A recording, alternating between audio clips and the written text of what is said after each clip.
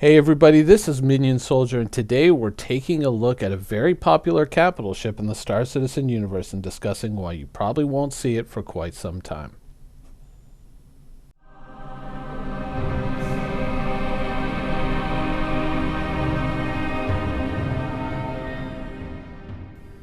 Now, the story of the Polaris really begins with this ship here.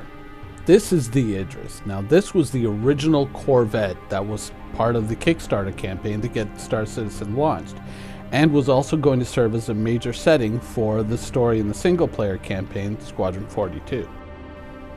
As the Idris evolved from just a JPEG in the Kickstarter to an actual finished ship, it became kind of obvious that a Corvette was not going to cut it as a setting for the major plot elements of Squadron 42.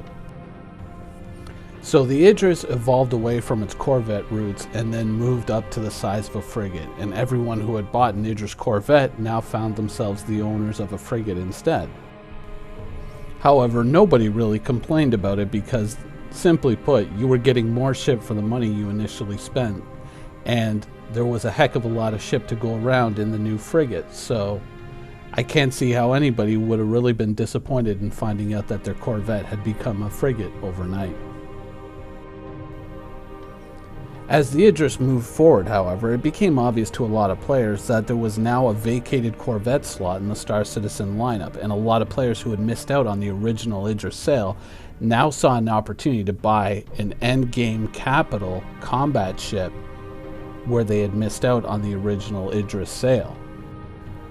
CIG remained cagey, however, and though they did acknowledge the fact that there was now an empty slot in the lineup, they didn't say what was going to fill it. For most of 2015, the replacement for the Idris was a hotly debated topic. Would there be one? Should there be one? But by the winter of 2016, CIG had let us know that indeed there was going to be a replacement. While CIG was hard at work creating the original concept for the Polaris, the community was equally hard at work debating on what the Corvette should be. Some people looked for the Corvette to fill the role of pocket carrier. Others wanted a high-speed gunboat. While the community continued to debate what the new Corvette should be, CIG had already decided on the look and the name for the new Corvette.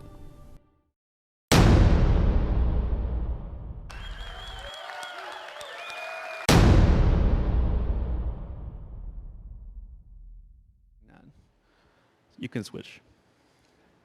And so we came up with Spectrum. The name was coined just as naturally as that because we felt that it represented that it was already in the lore. After a riveting presentation on brand new forum tools, many people felt that the evening had peaked. What else could CIG possibly do to top Spectrum? And then they dropped the bomb. We will ensure a brighter future for our children. At the forefront of that effort is RSI's newest ship, the Polaris. Combining devastating firepower and searing speed, the Polaris-class Corvette is effective against a wide variety of aggressors and scenarios. From delivering humanitarian aid to tactical operations, the Polaris's ability will make it an essential part of any fleet for years to come. But the Polaris is only the tip of the spear for this grand initiative. Now, the community had initially reacted in a very positive way to this ship. One of the unique features of the sale was each ship was going to have its own unique serial number, and by the time I had even opened the sale page, it had already gone up to 3,200. CIG had delivered a sleek, fast attack ship with torpedoes and bristling with anti-fighter turrets. The torpedoes alone were Class 10 anti-capital ship torpedoes. There were 4 tubes with 4 torpedoes each and another 24 torpedoes in the racks, accounting for 28 total torpedoes that could be fired before the ship would need to be reloaded. One of the other features of the ship was the fighter bay, And it was fairly obvious from the beginning that with their folding wings, both a Saber and a Hornet could probably fit within that fighter bay. Now, with some of the art also showing a Saber being launched, apparently, from the Polaris, a lot of players kind of recognized exactly what CIG was showing them. Possibly not what CIG had fully intended, but they immediately saw the potential that this ship represented.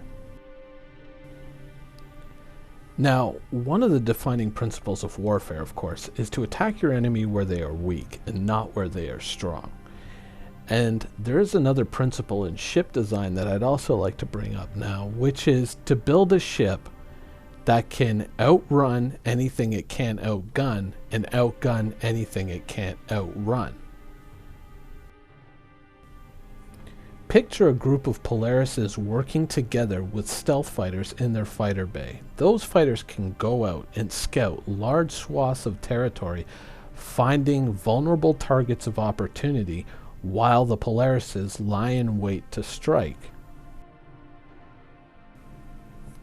Now, having those fighters out there to scout for them, identifying those vulnerable targets, allows the Polarises to coordinate with each other, to plan their attack, and it also gives them the initiative, which is such a crucial thing to have in combat.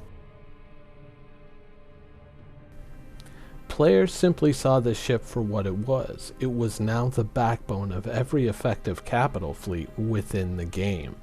This would be the ship that would more than likely define warfare in the Star Citizen universe. The big question is, when are we likely to see this ship in game? Now, there's really two schools of thought on this.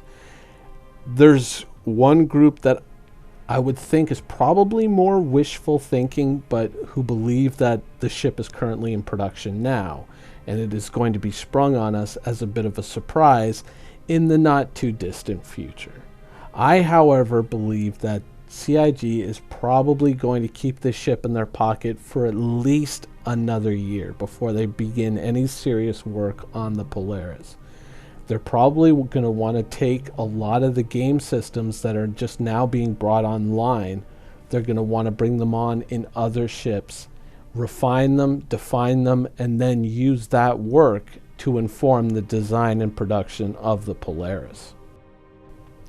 If I were hard-pressed to guess a date for the release of this ship, I would say probably CitizenCon 2019. I hope you enjoyed this brief look at the Polaris, and thanks for watching.